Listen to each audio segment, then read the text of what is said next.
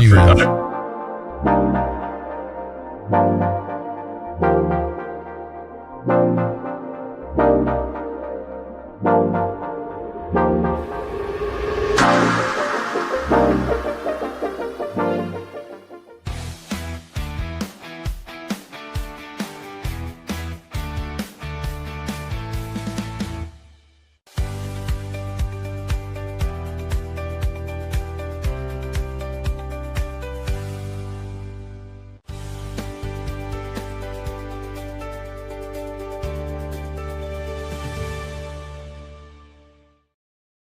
From the Frederick Keys to the Flying Cows, from college courts to Friday night lights, and from the big leagues of local sports to the little leagues where it all begins. This is Frederick Sports, hosted by longtime broadcaster and sports executive John Hunt, bringing over 40 years of play-by-play, insight, and local sports experience to the mic.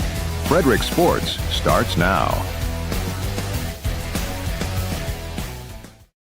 Made it to the Tuesday edition. A little overcast, raining, and a little bit of a mess here, but not too bad. Not as bad as they were saying. The heavier storms, I think, are coming a little bit later on in the Frederick area. We have a special guest I'm going to introduce in just a couple of minutes from the Frederick Keys. But before we do that, first off, let me remind you that if you'd like to be part of John's House or part of Frederick Sports or even Good Morning Frederick, any of the shows that we have here, you could just reach out to us. We'd love to have you on the air with us. Special guests make it a whole lot of fun, and it keeps us more local. The Everything Frederick Live Podcast Network is growing by leaps and bounds, and if you'd like to have your own podcast, we can talk to you about that as well. Hit me up directly at rockthewave13@gmail.com. Before we go to our special guest, Gus Balow of the Frederick Keys, the Orioles and Nationals both got victories in Major League Baseball yesterday. The Orioles knocked off the Angels on that West Coast swing, 6-1. Kyle Bradish, 8 innings pitched, no runs, 9 strikeouts. He looked really good yesterday coming back around. Ward and Mayo with home runs for the Orioles. Ward with a home run in his first game against the Angels. So he looked pretty good last night. Gunnar Henderson had 3 hits. This Oriole team, they give me hope and then they break my heart. So still in the running for the wild card spot, and that's all you need. You get in and anything can happen is how you look at that. The Nationals knocked off the Phillies 4-1. Foster Griffin, 7 1/3 with 9 strikeouts. He's now 8-2 on the season. Who expected this from the Nationals? Raise your hand. Not very many people really expected the Nationals to play as well as they have been. Garcia and Meade with home runs. Beater had his 6th save. And just because I like saying his name, he used to be a Met when I was up there working with the team in New Jersey. Richard Lovelady. I think that's the name of a porn star, if you really think about it. Richard Lovelady. That's really the guy's name. And he is with the Nationals. He got the hold.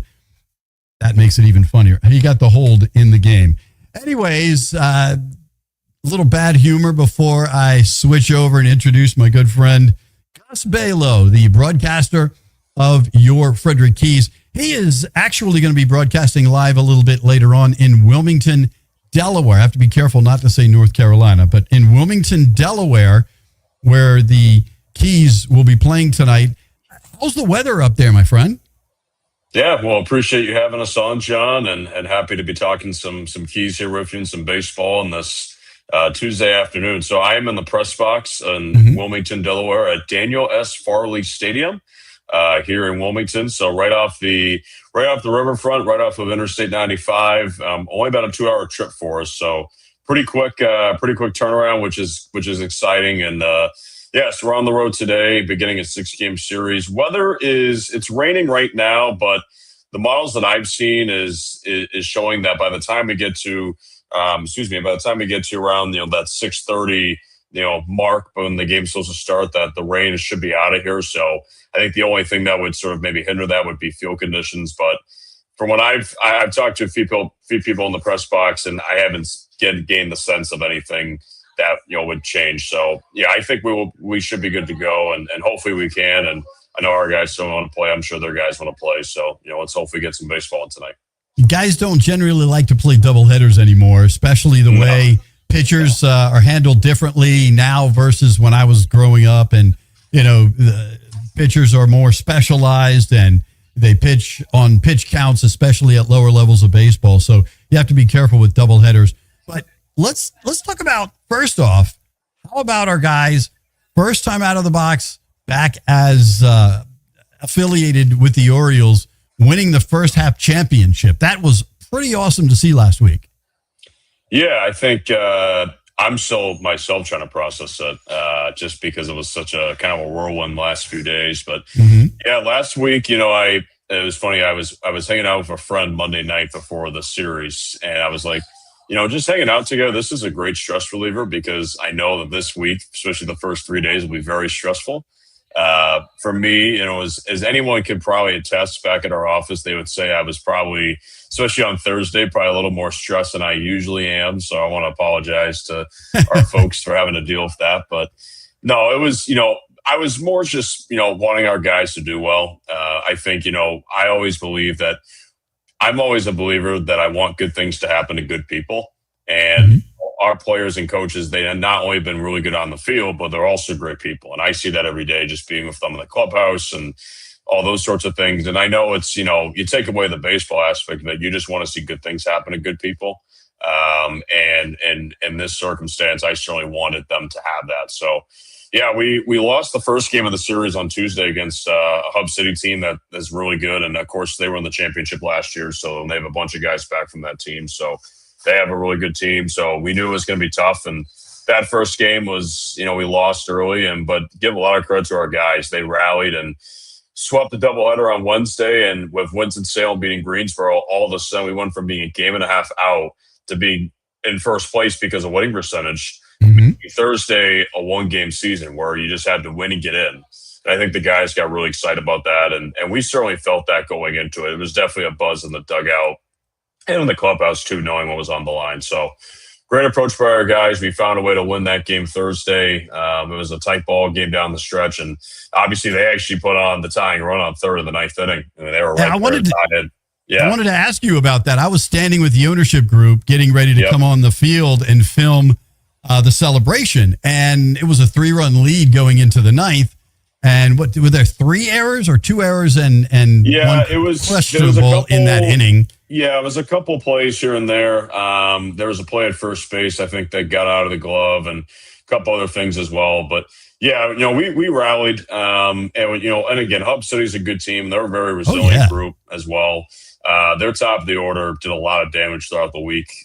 UFA, Samora Bell, and Luke Hansen. They have a couple other guys that are really, really good, and they have some pitchers that are also very solid as well. Caden Scarborough, who's their, I know I'm going off topic, but they're Caden Scarborough was their second-ranked prospect, threw against us on Friday and did really well. So, yeah, they got a good team. So, I certainly felt that it was going to come down to the last out, especially on Thursday, and it did. And but it's nothing else.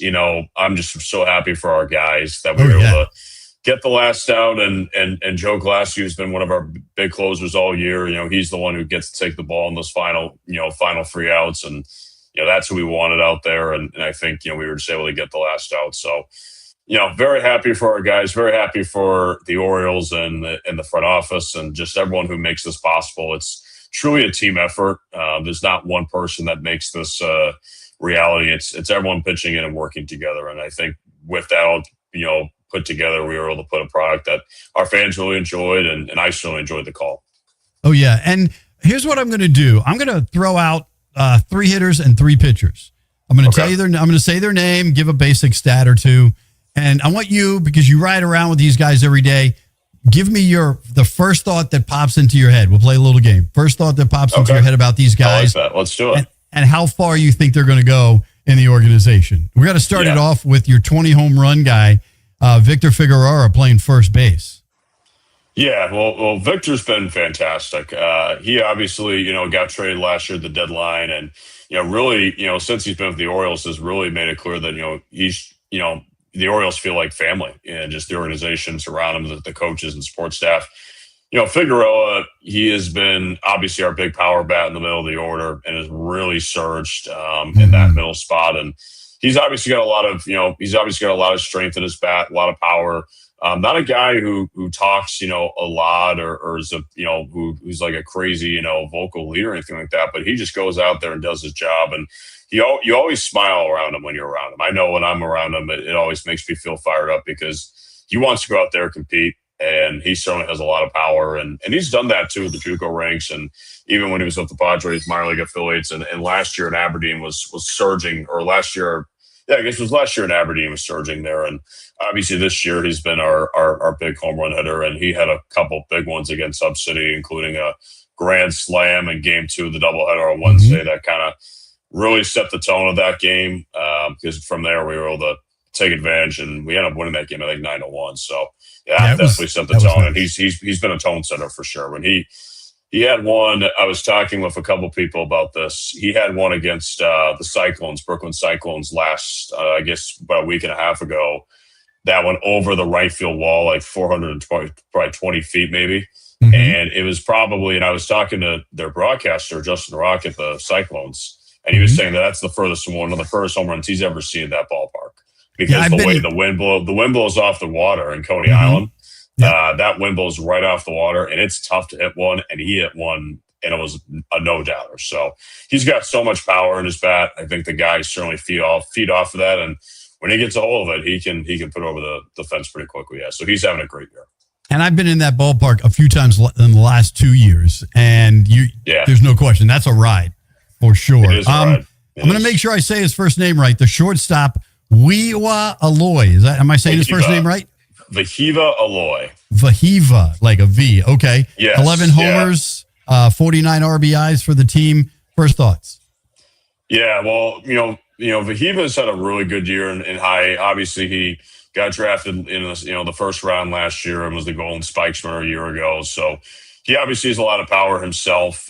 He and Victor, the first month of the year, were kind of trading back and forth with the home run leaderboard. And but even he's a guy who just makes really hard contact and someone who can really get on. And he's got a lot of power too. Really strong, really physical bat that can really, when he gets a hold of it, he can drive it too. And the thing that I really like about him is that he comes in every day with just he's a chill guy who just wants to go out there and win. But he's also very, personable as well. He's a guy that, wants to see his other teammates do well. He gets along great with everybody in that clubhouse. I know the coaches really like him, and we certainly like being around him in the clubhouse. You just, a lot like Victor, you smile around him when you get in the clubhouse, and he's someone that really, I think the guys feed off of from just an energy standpoint, just a calmness too, just going out there having fun and playing baseball. And the Orioles like guys who can play multiple positions. And one of those guys is the right fielder / first baseman, Ike Irish. It's hard not to say good things about that guy. Yeah, no, you're absolutely right, John. Ike is someone that he can move around a lot. He's been, obviously began his time as catcher when he was in college and whatnot. But, since he's been here with the Keys, he's been really moving into right field and playing a little bit first base. So, yeah, he really likes it out there. I know he's enjoying it. And obviously his bat too speaks for itself. He's got a really strong bat and really just knows how to get on base when he needs to. He's also doing a really good job just staying patient in his approach and just taking every day as it comes. I think that's also the biggest thing with him is he's taking every day as it comes in the box. And but Ike's been great to have around as well. He's obviously an SEC guy, one of the top players in the SEC last year, and helped Auburn make a run. So yeah, he brings in a lot of experience and someone that, has really developed, really quickly in his time with the Orioles. So yeah, it's been great to see him continue to grow. And switching to the pitchers, last month's pitcher of the month in the Oriole organization, Boston Bateman, has been pitching very well. He has. Bateman is a young pitcher that has really developed over the last couple months. And, I think when he first started, he was getting the feel for things. Keep in mind, Bateman is not even 20 years, he's not even 21 years old yet. He's really young, but he is, Colin Woody has said this, our manager has said this a few times, he is, he's got big league stuff. And the way he commands, his slider, obviously his presence in the mound at 6'8", 240. He can really, throw the baseball hard. He tops out in the mid to upper 90s, and someone that really just has been wanting to get better each time he's gone out there. And over the last month, he's probably been one of the best pitchers we've had. So he's been really cool to see sort of grow and develop too. And 66 strikeouts in 53 1/3 with only 27 walks. Not bad. JT Quinn is 3-0 with a 3.30 ERA and 65 strikeouts in 57 innings. Another hard thrower for the Keys. Yeah, no, JT is, it's funny about JT. He started the game on Thursday in the title game, and that made me really fired up because we weren't sure who was going to start going into that game, just because you wanted to see who was available. But JT he wanted it, and it was kind of right on the time when he was available to pitch. So, yeah, JT has been great. He wants the ball. He wants to compete. He just wants to go out there and win, and that's what he's done with us. He's been able to really blossom and really become really one of his own, and has done a fantastic job doing that. So yeah, he's been great. JT's been just so solid, and we're very fortunate to have a guy like him in our roster, just because of the way that he just competes super hard and the way he just plays, and also just his energy too. He's got a great energy about him, and has really gotten better and has really developed in his time. Is now our top starter. One of our top stars, really him, and Bateman, among some other guys, have really settled in nicely into the rotation. Now, I got a chance, I looked at stats before I came over last week and caught those last 3 games before winning the first half title. And I looked on the stat sheet and I saw Kiefer Lord, and I was a little worried, but he had a really nice outing last week. Yeah, Kiefer was unbelievable. Yeah, he was great. 6 2/3, allowed 1 run, and that was in the last inning. Was 1 out away from a complete game in 7. So I think the thing with Kiefer is that he's just really stuck to his approach. I mean, even in the outings where maybe the runs total has been higher, he's been still putting it in the zone. I mean, his strikeouts have been great. I can actually tell you what he has now in terms of strikeouts versus walks. I mean, Lord, he still has put up 47 strikeouts in 29 innings pitched. I mean, he's put up a lot of great numbers. And when he was down in single A in Delmarva, he was doing something very similar. So Kiefer Lord has developed really nicely, and is someone that is, I think, figuring it out at high A and really doing a great job of sticking to his process. I know the coaches have been really working with him to put himself in the best position possible. So, obviously he's got a great story coming from, Carthage College, then really rising up to Washington. And now, after him being a 3rd round pick, he's got so much talent, just so much energy that I think the guys have really, really just enjoyed being around him that way. That is awesome. So do you have anything that maybe the fans don't know that you can tell us? Any guys that look like anything's going to happen soon now that we've already won the first half championship? Maybe a guy or two moving up in the near future? Yeah, I don't know too much about that. I can't really comment on like roster moves per se, okay, and all that kind of stuff. Obviously, though, the guys have done a really good job in this first half, and they've done a fantastic job of putting themselves into a situation where, they're playing their best baseball, and that's really all we can ask. And it's been a really fun group this first half. I will say it's been a fun group, and whenever they do move up and continue to rise, we continue to root for them and see their continued success. And that's my goal, if this is to be a support role for all these guys, and, seeing them continue to perform at high levels is what gets me, fired up every day. So yeah, super happy for all of them.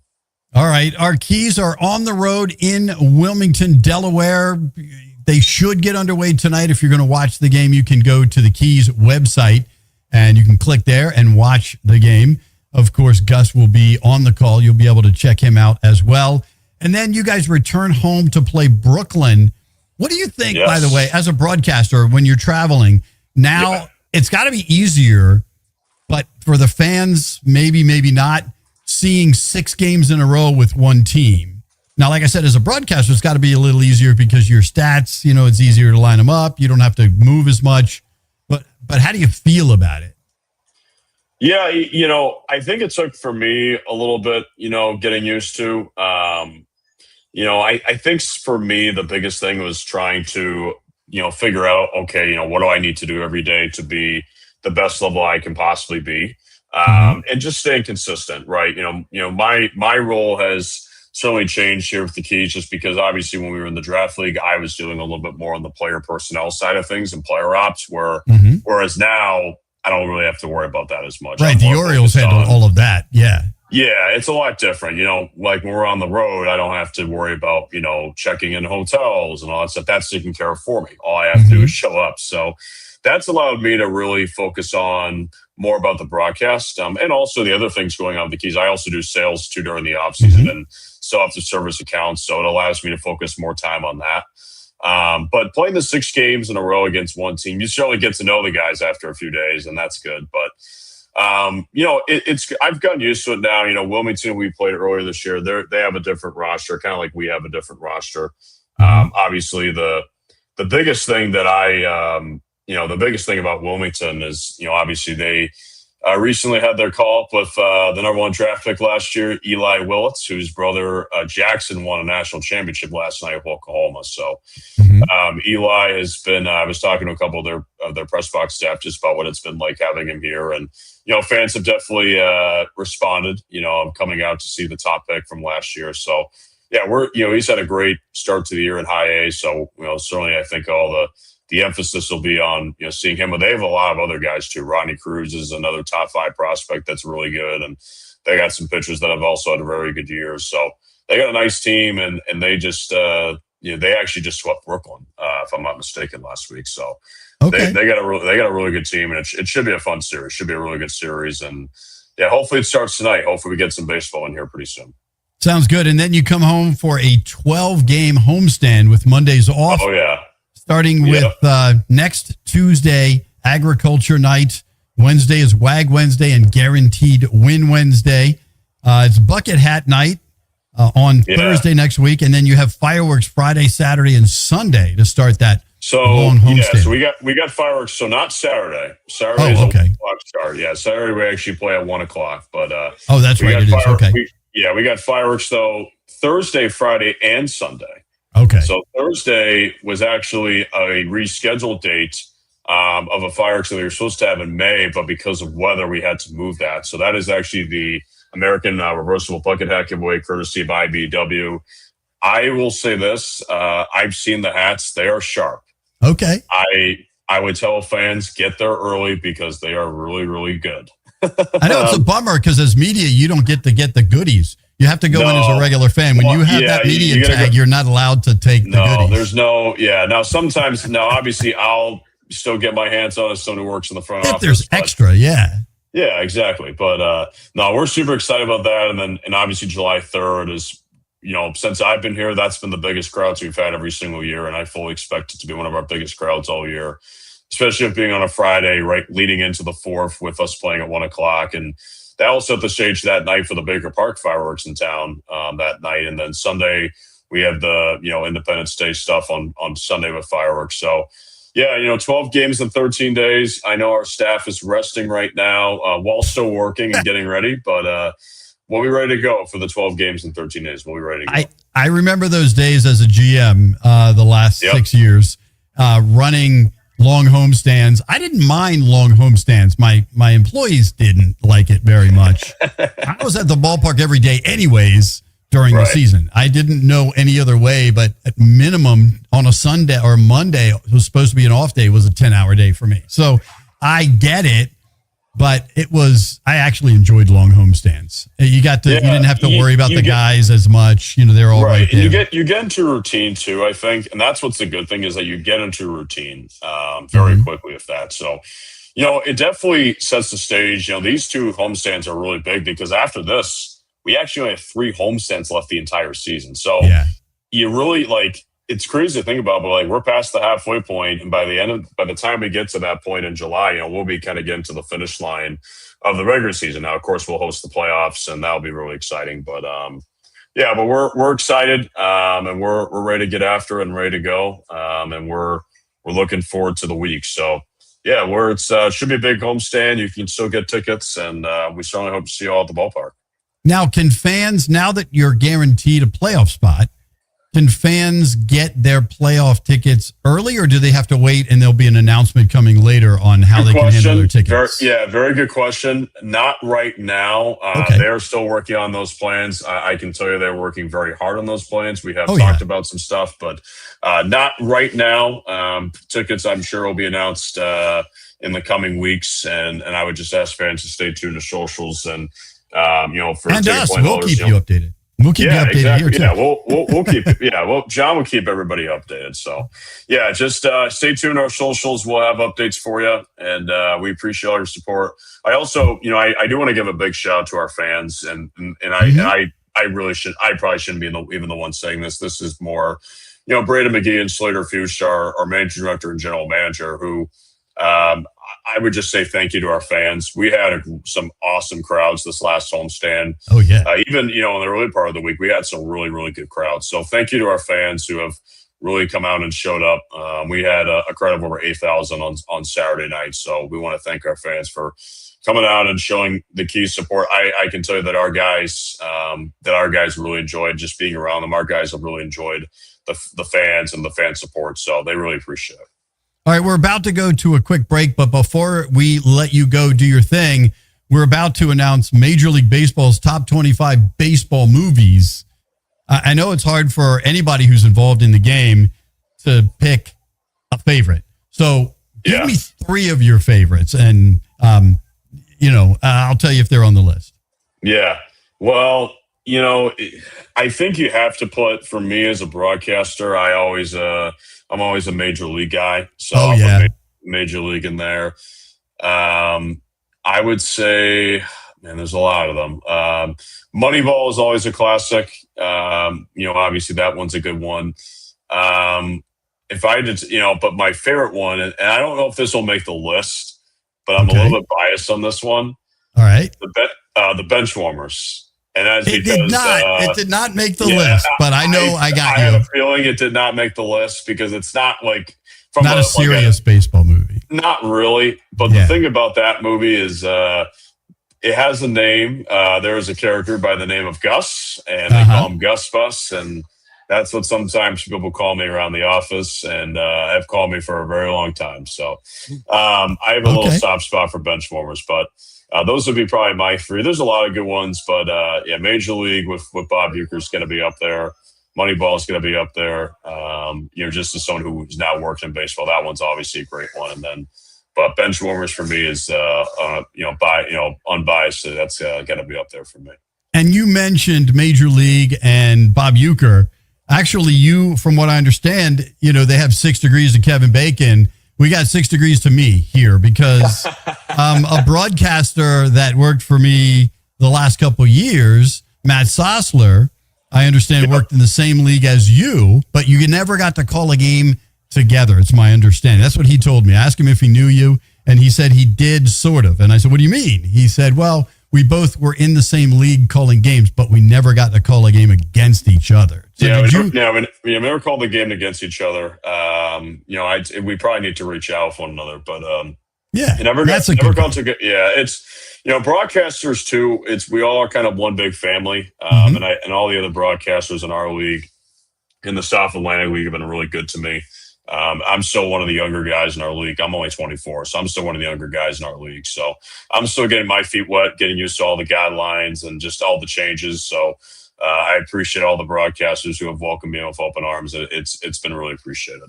Well, as a longtime broadcaster, I'll throw my hat in there and say that you're doing a great job. Keep up what you're doing, man. You got the booming voice and you got the knowledge, and that's the important stuff. And I see you running around the press box during the game. I see you down on the field working with the guys. That's what it takes, man. You're doing a great job. So my hat's off, man. John, I appreciate it, and appreciate you guys for having us on, and hopefully we get some big wins here this week, and we'll talk to you next week. You got it, my friend, and I'll see you then. Have a great time in Wilmington, and we're going to go ahead and take a quick spot break. We're going to jump out for just a minute. I'm John Hunt, and thank you to Gus. This is Frederick Sports. Sponsored by Taco Bar in Frederick and Gaithersburg and Taquito in Hagerstown. Taco Bar is in West Point Plaza off Route 40 in Frederick and at 3 Russell Avenue in Gaithersburg. And Taquito is at 812 Frederick Street in Hagerstown. Taquito offers the same great quality food with a drive-through experience. TacoBar1.com or Taquito by TacoBar.com. Sponsored by Fusion Car Wash, now with 2 locations in Frederick to serve you. one on Spectrum Drive near the FSK Mall, which is a full-service location, and TJ Drive with self-serve vacuums. Download the free Fusion Car Wash app and sign up for a monthly membership, and you can keep all your cars clean daily. FusionCarWash.com. Thanks once again to Gus Balow of the Frederick Keys. He's on the road in Wilmington. Thanks for him to join the show. Another reminder, if you'd like to be on Frederick Sports, whether you're working with Little League kids and you're a coach and you're trying to get kids signed up, or whether you work for the Keys or, the Flying Cows. I understand they're having a kids camp. I reached out to them, or hopefully get those guys on the air. Or maybe you're a high school football coach and you're getting ready for training. Whatever it is you're doing in Frederick that has to do with sports, we've got some MMA people coming on in the near future, some boxing people. I mean, there's a lot going on around the region. Wrestling, from what I understand, is going to be coming soon to Frederick. So I've reached out to the wrestling crew setting that up. So yeah, a lot of cool stuff going on in sports. If you'd like to be part of the show, all you need to do is hit me up. rockthewave13@gmail.com is the way to get me directly, or you can make comments here on the show and I'll reach back out to you however you need me to catch up to you. So thanks again to the Everything Frederick Live Podcast Network. Good morning, Frederick, and John's House in the morning, plus the other 12 or 13 podcasts that we have running throughout the month. Some people are monthly, some people are bi-weekly, some people are weekly, and then again, we have the 3 shows that are Monday through Friday shows as well. So we're going to get into Major League Baseball's top 25 baseball movies. So think about it for a second. Think about some of them that might be on your list, and let's see how many of them are here. Now, I can tell you right now, there was one that I like a lot. It's kind of a documentary, so I don't know if it would count on this list, but I have seen, I think it was on Netflix, a movie called The Battered Bastards of Baseball. And it was about an independent team, the Portland Mavericks. And Kurt Russell's dad was bored on Bonanza. He was the sheriff on Bonanza for the old TV show Bonanza for 13 or 14 years. And he kind of got bored with it. So he decided to buy a minor league team. And they didn't want to have a team in Portland. Major League Baseball decided they weren't going to have one there. So he formed an independent team, and they did crazy promotions. And Kurt Russell, his son, the famous Kurt Russell, actually played on the team. He played University of Arkansas baseball in college, and he played a little bit of minor league ball, but he also played for the Portland Mavericks. It's a great story. If you like documentaries about baseball, and it has a few chuckles in it, but it's a serious story. Some guys that got banned from Major League Baseball and couldn't play for any league teams or affiliated teams. A guy named Balfour, he wrote a book, and he told all the stories about inside the Yankees and stuff that happened on the bus and in the hotel room, stuff you were not supposed to talk about in Major League Baseball. He put it all out there, and he got kicked out of baseball. And he actually got to play for the Battered Bastards of Baseball, which were the Portland Mavericks. So if you ever get a chance and you're a huge baseball fan, check that one out. It's not super long. I think it's like an hour and 10 minutes. And you can find it on, last time I checked, you could find it on Netflix. But it is about the Portland Mavericks and Kurt Russell's dad as the owner of that team. Let's get into the top 25. They start us off, Major League Baseball made this list. I like some of them. And, some of them are okay. But the love of the game is the number 25 on the list. Kevin Costner, they listed as Kevin Costner's worst baseball movie. But it's got a love story along with a guy. The story at the end, and there are going to be plenty of spoiler alerts. If you haven't seen these movies, most of them have been out for a while. Sorry about that. But warn you now. The best part of this movie is, having the Los Angeles Dodgers announcer announcing Vin Scully, who passed away recently and is in the Baseball Hall of Fame. Vin Scully calling a no-hitter that Kevin Costner on his last game of his life was trying to throw. Now, whether he threw it or not, I'll let you watch the movie and find out. Whether or not he got the no-hitter, it was a great story. But we're going to drop in some trailers for some of these so you can get a little peek of what some of these movies are all about. And go ahead and drop that in if you would.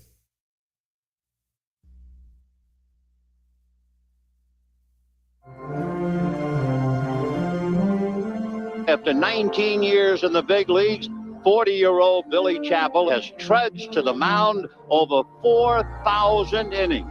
But tonight, he's pitching against time. He's pitching against the future, against age, against endings. Tonight, he will make the fateful walk to the loneliest spot in the world, the pitching mound at Yankee Stadium, to push the sun back up in the sky and give us one more day of summer. Universal Pictures presents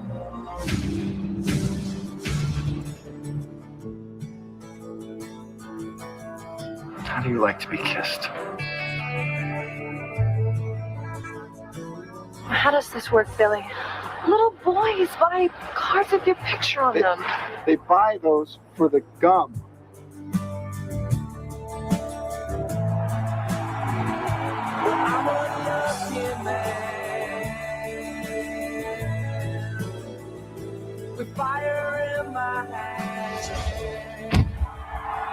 For love of the game. I'll jump in at the end. Your mom's boyfriend? I'm not sure. But you've slept with her. Yeah, there you go. Kevin Costner. I actually like that movie. I give it a one thumbs up for sure, maybe 1.5 thumbs up. But it was fun to watch, especially the scenes. And by the way, the guy that plays the catcher, he was also in a couple of other movies. He absolutely did a tremendous job as a catcher. He could have been a major league catcher just from his attitude. Number 24, Tommy Lee Jones in 1994 was in Cobb. Story about Ty Cobb, who was a dirty player back in the day. There have been many stories about him. It was okay. I wasn't really into it. I saw it once. Okay. Billy Crystal's 61 is at number 23. And Angels in the Outfield. I know kids love it. Disney movie. Tony Danza is in it. Is at number 22. Mr. 3000, Bernie Mac, who's passed away not too long ago, is at number 21. A story about a guy who thinks he had 3,000 hits, and then Major League Baseball goes back and finds out that he did not have 3,000 hits, that some of the hits were taken away. And so he decides that he wants to come out of retirement to try to get those hits back that ended up being changed or called errors so that he could get back to 3,000 hits. Number 20, Rookie of the Year. That's a movie that a lot of people like. I put it in the okay category, not at the top of my list, but there are plenty of people who love it. Now, at number 19, we hear a lot about Jackie Robinson and the history that he brought to Major League Baseball, being the first Negro League player to ever play in Major League Baseball. And the story is pretty touching and pretty realistic about the struggles that Jackie Robinson had. So go ahead and throw up the clip for 42 here up on the screen. And that's at number 19 on the top 25 Major League Baseball list.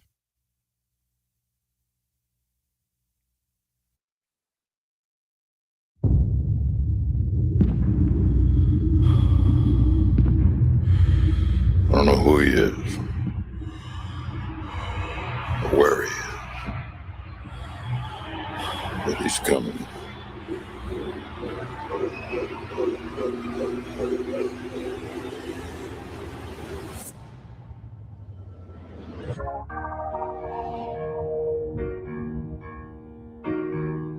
World's not so simple anymore.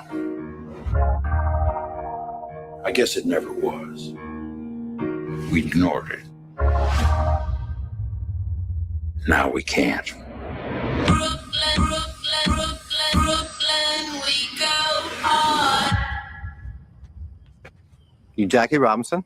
We go hard. Godfather, I Brooklyn Dodger them. I jack, I rob, I sin. Oh man, I'm Jackie Robinson. Except when I run base, I dodge the pen.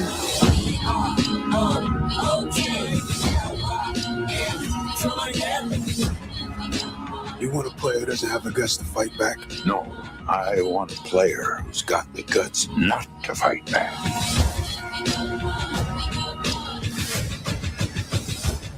You give me a uniform, you give me a number on my back, and I'll give you the guts.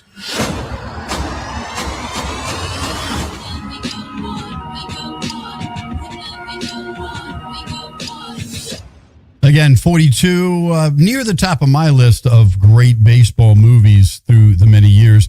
Here's one that I've never seen all the way through from 1957. Anthony Perkins, the guy from Psycho, was in a movie called Fear Strikes Out. They have it listed at number 18. I don't know a lot about that movie. Also, another indie drama about a Dominican baseball player called Sugar is at number 17. That's the only movie on the list that I've never seen at all. I'll have to go back and check that one out. Damn Yankees, which is also a Broadway play. Not what I say whenever the Yankees win, which I do. That was from 1953, Damn Yankees. Also, there was a cool rock band of superstars. Let's see here. Jack Blades was in that band. Ted Nugent, the lead singer for Styx. I mean, that was a great band. Michael Corleone. That was a pretty cool band. Damn Yankees. So that Damn Yankees, I go thumbs up on. That was at number 16. From 1949, Gene Kelly in Take Me Out to the Ballgame. I have seen it. You know, it was in 1949. It was okay. You know, Gene Kelly wasn't an athlete for sure. And you could tell when you watch that movie. All right, let's go to number 14. This is near the top of my list, but Major League Baseball has it at number 14. It's the story of Jim Morris. Dennis Quaid plays a high school teacher in a Disney movie called The Rookie, where Jim Morris tries to make his way back to the majors after major arm injuries and being a high school teacher. So go ahead with that. Jimmy Morris, well on his way to another World Series title.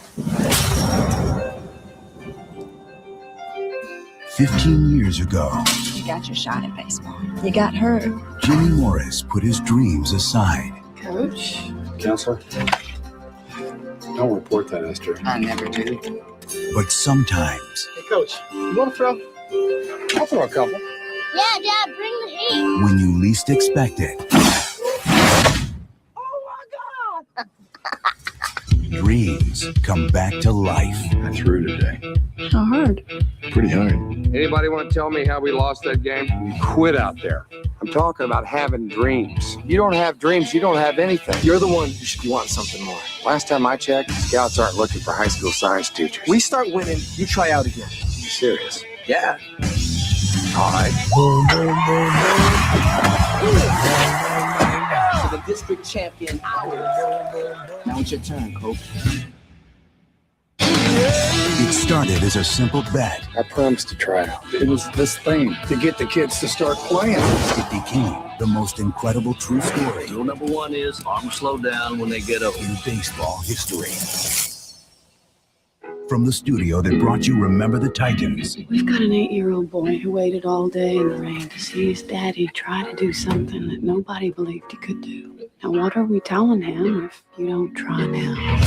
this spring, You bringing some kids? Besides your own? I'm here for me. For you. Jimmy, come on, you're up. Just a second. I'm not doing it. Don't hurt yourself. his dream was impossible. You the old guy? I'm the old guy. How fast were you sold 15 years ago? 85 to 86. We just threw 98 miles an hour. No. But his journey was extraordinary. To Coach Jimmy Morris, the man who taught us about wanting something more. Dennis Quaid, Do you know how many guys can throw the ball 98 miles an hour? Not many. the Rookie. Again, it was a Disney movie, but it was touching, and I put it near my top 5. It's at number 14 on Major League Baseball's list. I feel like Casey Kasem here. We're doing the top 20 songs of the week. I was a DJ for a long time, and I had to listen to Casey Kasem every week since I was like 5 years old. Anyways, number 13 is a movie called Bingo, or The Bingo, Long Traveling All-Stars and Motor Kings. Very long title from 1976. It had a funny cast, but it wasn't intended to be super funny. All of these actors were trying to flex their straight role muscles. Billy D. Williams, Richard Pryor, and James Earl Jones were in that movie. Again, I have seen it once, I think, back in the day. Robert De Niro was in a movie called Bang the Drum Slowly. That's at number 12. At number 11, and definitely, as much as I like Billy Bob Thornton, and I do like Billy Bob Thornton, I think the remake of the Bad News Bears was horrible. But the original Bad News Bears with Walter Matthau, and that, now I'm showing my age, was pretty cool. You know, you didn't know what to expect, but Walter Matthau's version of the Bad News Bears was pretty awesome. And now we get to number 10. I think this, as I talk to baseball players, and even Gus was just talking about it, when you talk to baseball players, people who have ever been involved in the game, at the top, number 1 or number 2 on their list is always Charlie Sheen in Major League. Harry Doyle here, welcoming all of you to another season of Indians baseball. Here's a list of the players we'll be inviting to camp. This guy here is dead. Cross him off then. We'd love for you to come to spring training for a shot at this year's club. By the way, you were with me last night. Who's this chick on top of me? We'd still like to take a look at you at our spring camp. Not sure I can make it by then. Who is that? Serrano. What's his religion? Voodoo. Hey! Willie Mays Hayes here. Play like Mays, and I run like Hayes. How you doing? What the hell league you been playing in? California Penal. Don't you have any proven major league talent? Now I want to put together a team that'll help us relocate to Miami. You want us to lose? We've been losing. What I want is for us to finish dead last. This year, the Cleveland Indians have a multi-talented team. The first offering, just a bit outside. They're masters of the sacrifice. He's looking to sacrifice a live chicken.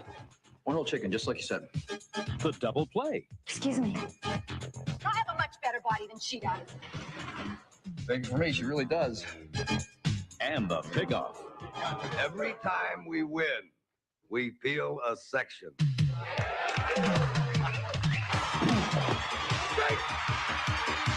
Tom Berenger. Zipper on your skirt stuck. Use your imagination.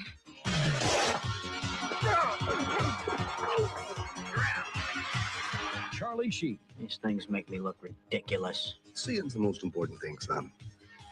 I don't think it's that important. Corbin Burnson. And Bob Uecker. Haywood swings and crushes one towards South America. Major League. That ball wouldn't have been out of a lot of parks. Name one. Yosemite. Yellowstone. Take your pick. All right. It was, again, a funny movie. And first off, a couple of things about that movie. It was actually filmed, and you can see, if you watch this movie closely, it was not filmed in Cleveland. It was filmed at the old Baltimore Memorial Stadium. They still have like Maryland Yellow Pages ads that you see in there. They didn't cover up a lot of things. The old outfield signage is all old Baltimore Orioles outfield signage. And then the second movie they filmed in Camden Yards. So it's all Baltimore. And I have a couple friends who actually are extras in that movie. So it's kind of cool to watch that one. So every player puts that near the top of the list. Charlie Sheen.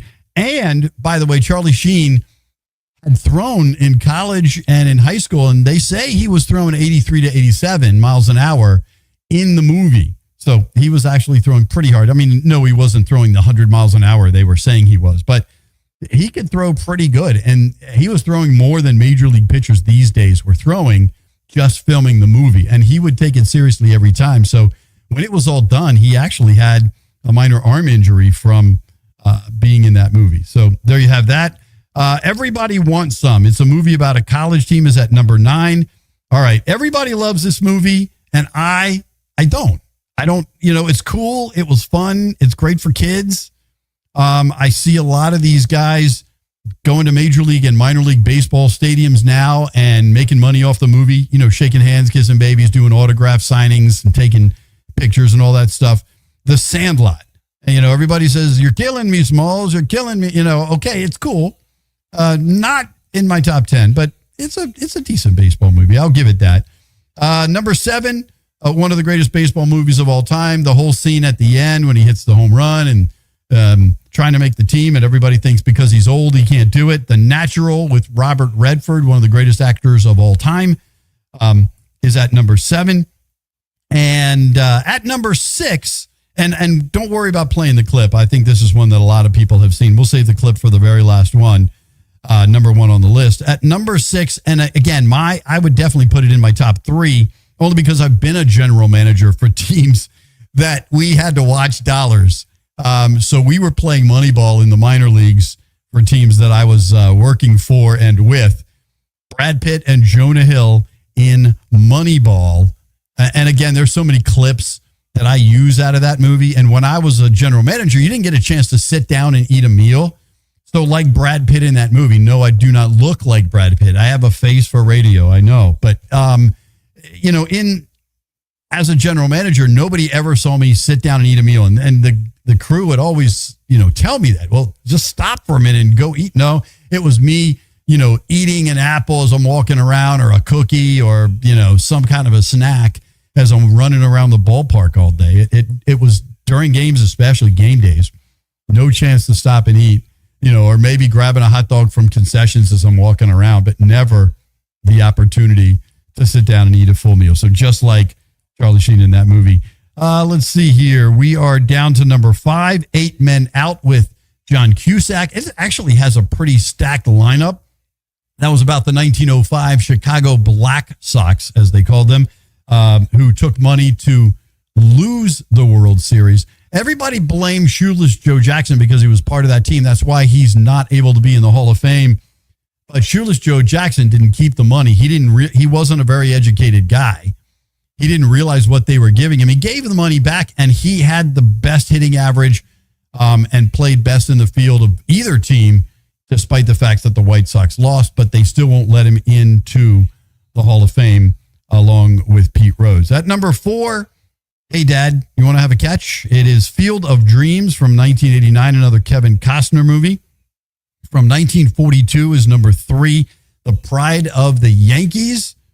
There's a great speech, in that movie that a lot of people know, and it is a pretty good movie. I don't know if I would put it top 3, but it is definitely up there. League of Their Own, another great movie, at number 2. And at number 1, the first of the funny baseball movies, I think, of the really hilarious, funny baseball movies. And it is, you see a lot of things if you've ever been in minor league baseball or independent league baseball that you see in Bull Durham. And a lot of it is true. These players, they stay at the homes of other families. They don't generally stay in a hotel unless they're on the road. They have host families. They're fed by the team. They're making minimum dollars, and they're trying to make their way to the majors. From North Carolina, the Durham Bulls, and that stadium still stands, even though they use another stadium. Bull Durham is Major League Baseball's top baseball movie in the top 25. Go ahead with that. Kevin Costner, Susan Sarandon. The small of a woman's back, the hanging curveball, high fiber, good scotch, and I believe in long, slow, deep, soft, wet kisses that last for 3 days. After 12 years in the minor leagues, I don't try out. Besides, I don't believe in quantum physics when it comes to matters of the heart.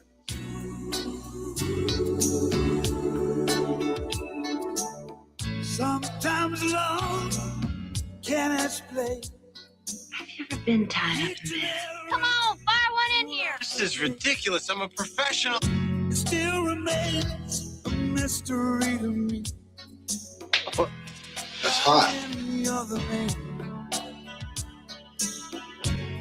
I won't surrender. and the other runs away. But it's too much. Rose goes in the front, big guy. Dare you to stay out of my bed? You are messing with my private life. And a woman loves a man. A woman loves a man. She does what she can do. He does the best he can. And a woman loves a man. A woman loves a man. She does what she can do. He does the best he can. And I look into her eyes when the world is out of hand. And I'm so happy when a woman loves a man. When a woman loves a man. A woman loves a man. No moon tonight, no nothing to guide me. Still I will find her. All right, there you have it, Bull Durham. Now, every time there's a meeting on the mound in any baseball game, the first thought that comes to my mind is that candlesticks make a nice gift. You know, when they're trying to figure out what to get for the wedding on the big mound meeting. And the fact that they need a live chicken and, you know, to take the curse off the glove and all this other craziness. Major League at number 1 on the list for Major League Baseball's top 25 baseball movies. We appreciate you hanging out with us today. We're going to wrap things up. A lot going on here in the studio. Everything Frederick Live Podcast Network is the place. If you want to be on the show, either this show or John's house, you can hit me up directly. rockthewave13@gmail.com is the place. Tomorrow morning, we'll do it again with John's house at 10 a.m. And then coming your way at 4, we'll do it again right here with Frederick Sports. Thanks again for hanging out with me on this Tuesday. My name is John Hunt, and this has been Frederick Sports. Thanks for watching Frederick Sports with John Hunt. From the pros to the colleges, the high schools, and the youth leagues that make Frederick Sports special, we're here to tell the stories behind the games, the teams, and the people who make it all happen. Make sure to like, share, and comment, and join us again next time for more Frederick Sports. This episode is a proud production of the Everything Frederick Live Podcast Network, your home for Frederick's best podcasts, streaming daily on YouTube.